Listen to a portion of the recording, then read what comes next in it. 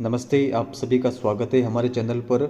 देखिए, इस वीडियो के अंतर्गत हम देखने वाले हैं 12th क्लास का जो राज्य स्तरीय पेपर हुआ है अर्धवार्षिक परीक्षा का 2025-26 के अंतर्गत, तो वो देखने वाले हैं भूगोल विषय का। और इसके अंतर्गत हम देखेंगे MCQs टाइप सारे क्वेश्चंस और जो फिल इन द ब्लैंक्स वाले क्वेश्चन है वो आपके फाइनल एग्जाम के अंतर्गत भी यहाँ से प्रश्न रिपीट हो सकते हैं, तो मोस्ट इम्पोर्टेंट है, आप इनको याद कर लीजिएगा। शुरुआत करते हैं। यहाँ पर पहला प्रश्न दे रखा है, निश्चयवाद संकल्पना किसने दी है? ऑप्शन थे ब्लास, रेटजेल, टेलर और हटिंगटन। तो देखिए, जो निश्चयवाद संकल्पना है ये दी गई थी रेटजेल के द्वारा। बी नंबर ऑप्शन यहाँ पर सही है। एक इंपॉर्टेंट संकल्पना और है जो पुस्तक में दे रखी है, वो है नवनिश्चयवाद की संकल्पना, वो दी थी ग्रिफिथ टेलर के द्वारा। तो ये भी आप थोड़ा सा साथ में ध्यान रखिएगा। आगे चलते हैं। सेकंड क्वेश्चन है, प्रवास का प्रतिकर्ष कारक नहीं है, यानी कौन सा पुश फैक्टर नहीं है जो जनसंख्या को उस स्थान को छोड़ने के लिए मजबूर नहीं करता, वो कौन सा नहीं है, वो हमें देखना है। पहला ऑप्शन यहाँ पर दे रखा है प्रतिकूल जलवायु, सेकंड है बेरोजगारी, थर्ड है चिकित्सा सुविधाएं और चौथा है महामारी। तो देखिए, तीन तो ये नेगेटिव है, ये तो किसी भी स्थान को छोड़ने के लिए जनसंख्या को मजबूर करते हैं। अगर किसी स्थान पर चिकित्सा की सुविधा अच्छी है तो वहाँ पर प्रवास हमेशा आता है। तो ये अपना जो सही आंसर है वो है सर नंबर ऑप्शन, तो ये आप ध्यान रखिएगा। अगला प्रश्न है, मानव विकास सूचकांक का अधिकतम स्कोर हो सकता है, तो कितना होता है?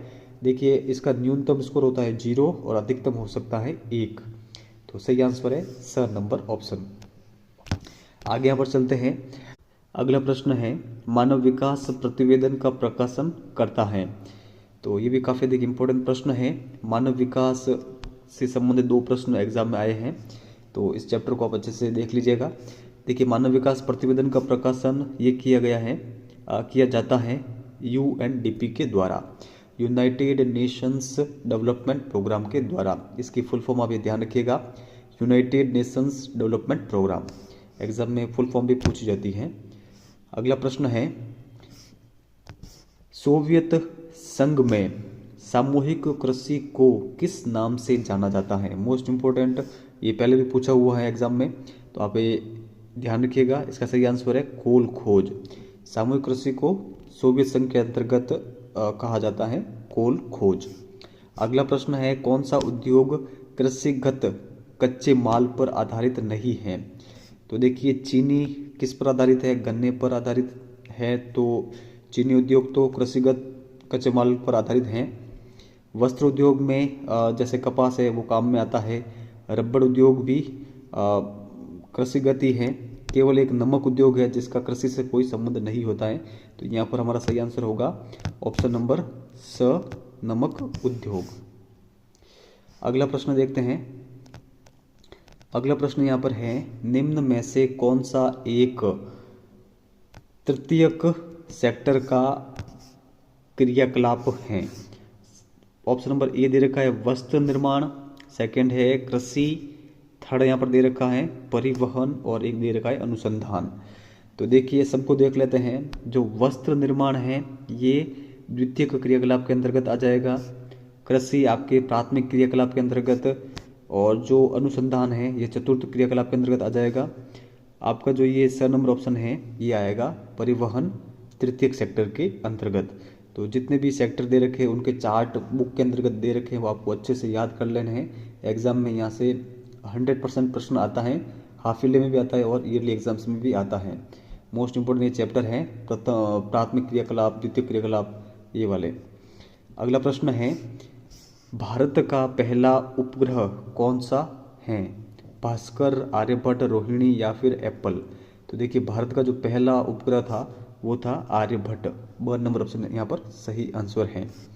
वृहद झील प्रदेश स्थित हैं, तो the great lake region is located in, तो जो ग्रेट लेक्स हैं ये संयुक्त राज्य अमेरिका के अंतर्गत हैं, तो अपना यहाँ पर सही आंसर होगा उत्तरी अमेरिका में। सर नंबर ऑप्शन यहाँ पर सही आंसर है। अगला प्रश्न है, तेल पतन का उदाहरण नहीं है। तो देखिए, तेल पतन का जो उदाहरण नहीं है वो कौन सा नहीं है? मराकाइबो एक तेल पतन है, अबादान भी एक तेल पतन है और कोचीन भी है। सही आंसर है त्रिपोली एक तेल पतन का उदाहरण नहीं है। स नंबर ऑप्शन यहाँ पर सही है। अगला यहाँ पर प्रश्न है, विश्व परिवहन की प्रमुख विधा या विधाएं हैं तो कौन कौन सी हैं? ये एकदम सिंपल प्रश्न था। स्थल परिवहन भी है, जल परिवहन भी है और पाइपलाइन परिवहन भी है। उपयुक्त सभी हमारा यहाँ पर सही आंसर है। अगला क्वेश्चन है, यहाँ पर देखते हैं, जनगणना 2011 के अनुसार भारत का औसत जनसंख्या घनत्व कितना था? तो 2011 में भारत का औसत जनसंख्या घनत्व कितना था? तो ये था 382 व्यक्ति प्रति वर्ग किलोमीटर। ब नंबर ऑप्शन यहाँ पर सही आंसर है। अब ये जनसंख्या वाले जितने भी फैक्ट है वो आप अच्छे से ध्यान रख लीजिएगा। फाइनल एग्जाम के अंतर्गत भी यहाँ से श्योरली यहाँ से आपसे प्रश्न पूछेंगे। अब जो फिल इन द ब्लैंक्स वाला है इनको भी देख लेते हैं, इनके आंसर क्या क्या होंगे। ये भी इंपॉर्टेंट है, यहाँ से वापस रिपीट भी हो सकते हैं, तो इनको देख लेते हैं। सबसे पहले है, महामारी विज्ञान का अध्ययन रिक्त स्थान भूगोल में किया जाता है। तो देखिए इसका अध्ययन चिकित्सा भूगोल के अंतर्गत किया जाता है, तो ये आप ध्यान रखिएगा। सेकंड प्रश्न है, प्रवासी जो किसी नए स्थान पर जाते हैं कहलाते हैं। तो नए स्थान पर जो प्रवासी जाते हैं वो कहलाते हैं आप्रवासी। तो ये आप ध्यान रखिएगा, आपकी बुक के अंतर्गत ये दे रखा है आप्रवासी। अगला प्रश्न है, यहाँ पर किसने अपने सिद्धांत में कहा कि दुनिया में लोगों की संख्या खाद्य आपूर्ति की अपेक्षा अधिक तेजी से बढ़ेगी? तो ये कथन किसका है? तो ये थॉमस मॉल्थस का है। मोस्ट इंपोर्टेंट कथन है, तो ये आप ध्यान रखिएगा। अगला जो क्वेश्चन है वो है, 2016 में देश विश्व व्यापार संगठन के सदस्य थे। तो कितने देश थे 2016 के अंतर्गत? तो ये है 164 देश WTO के सदस्य थे 2016 के अंतर्गत। तो ये फैक्ट आप ध्यान रखिएगा। विश्व व्यापार संगठन WTO इसकी फुल फॉर्म है, ये भी आप ध्यान रखिएगा। अगला प्रश्न है, भारत में विश्व के क्षेत्रफल का लगभग प्रतिशत भाग पाया जाता है। यहाँ पर देखिए क्षेत्रफल की बात कर रहे हैं, पूरे विश्व के क्षेत्रफल में भारत का जो प्रतिशत है क्षेत्रफल की दृष्टि से वो है 2.4%। तो ये थोड़ा सा आप ध्यान रखिएगा। अगला यहाँ पर है, 2011 की जनगणना में न्यूनतम जनसंख्या घनत्व वाला राज्य। मैंने कहा था आपको जनसंख्या वाला जो चैप्टर है मोस्ट इंपॉर्टेंट है, आप इसके सारे फैक्ट याद कर लीजिएगा। तो देखिए यहाँ पर 2011 की जनगणना में न्यूनतम जो जनसंख्या घनत्व वाला राज्य है वो कौन सा है? वो है अरुणाचल प्रदेश। अरुणाचल प्रदेश के अंतर्गत जनसंख्या घनत्व है 17 व्यक्ति प्रति वर्ग किलोमीटर 2011 की जनगणना के अनुसार। तो ये आप ध्यान रखिएगा। आपसे ये भी पूछ सकते हैं कि अरुणाचल प्रदेश का जनसंख्या घनत्व कितना है? तो 17 व्यक्ति प्रति वर्ग किलोमीटर। और अंतिम प्रश्न था, भरमौर जनजाति जो क्षेत्र है किस राज्य में स्थित है? तो ये स्थित है हिमाचल प्रदेश के अंतर्गत। तो ये आप ध्यान रखिएगा। इस वीडियो के अंतर्गत हमने MCQs टाइप और फिल इन द ब्लैंक्स वाले सारे क्वेश्चन हैं वो मिला दिए हैं। और अगर आप चाहते हैं कि हम शॉर्ट आंसर टाइप क्वेश्चन है या फिर very short type answer question है वो भी आपके लिए सॉल्व करके लेके आए तो आप कमेंट सेक्शन में लिख के जरूर बताइएगा। वो भी हम अगर टाइम मिलेगा तो आपके लिए प्रोवाइड करवा देंगे।